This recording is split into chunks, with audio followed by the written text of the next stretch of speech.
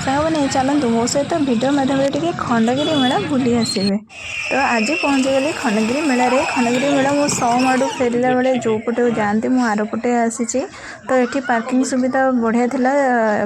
Last dough आसिले तो parking सांगे सांगे पड़गला गाड़ी रखिकी। तापर आगू आगू गलु खंडगिरी मेला बुलवा। तो ये छुआ मैंने गाड़ी मैंने भड़ा दौर गाड़ी चलने छुआ मान खेलना भी बहुत सारा पड़ता।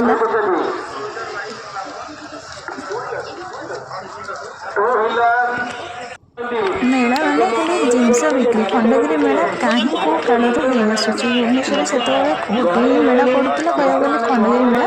एवं सीना मेला धाड़ी धाड़ी पड़ चलती।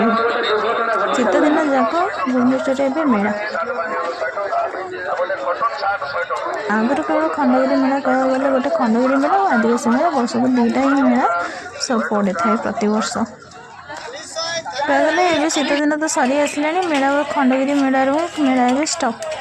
तापर पुणी खरा दिन पर वर्षा दिन आस वर्षा दिन भी तो किसी मेला पड़ न थाए।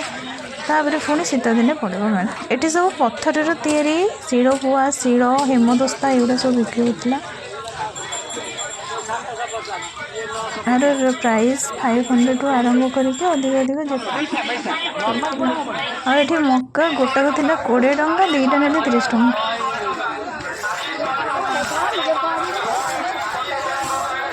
खाइबा को भेराइटी भेराइटी जिनस सब ये मिल आप जुआड़े गले खाइबा स्टल सब भर्ती होता है। आउ तो मटर सूप दुकान सबुआड़े खुली जाती भी आपड़ पाइबे। आउ शाढ़ी 200-300 टकर भी कौन तो बहुत बढ़िया देखा जाऊँ पेंट सब। तापर एवं फाइनाली खंडगिरी भितर को जावाई पाहाच पड़ा।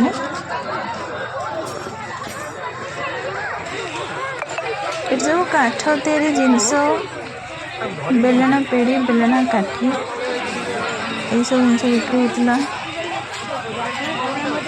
काच कप प्लेट और ये चूड़ी सब 100 टंका थिला। फिक्स रेट 100 टंका।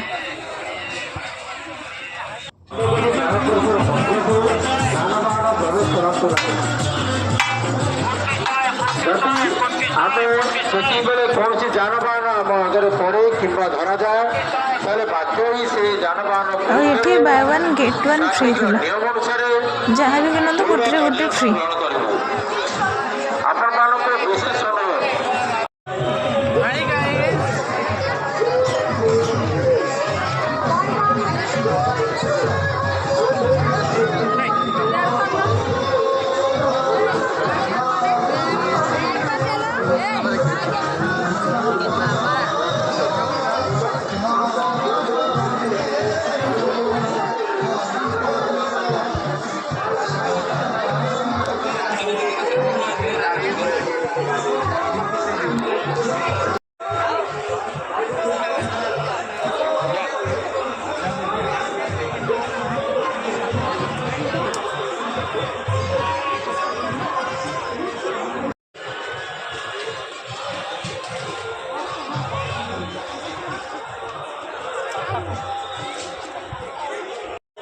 से धनिया ही अच्छा तो ऑफिस रे ना पड़े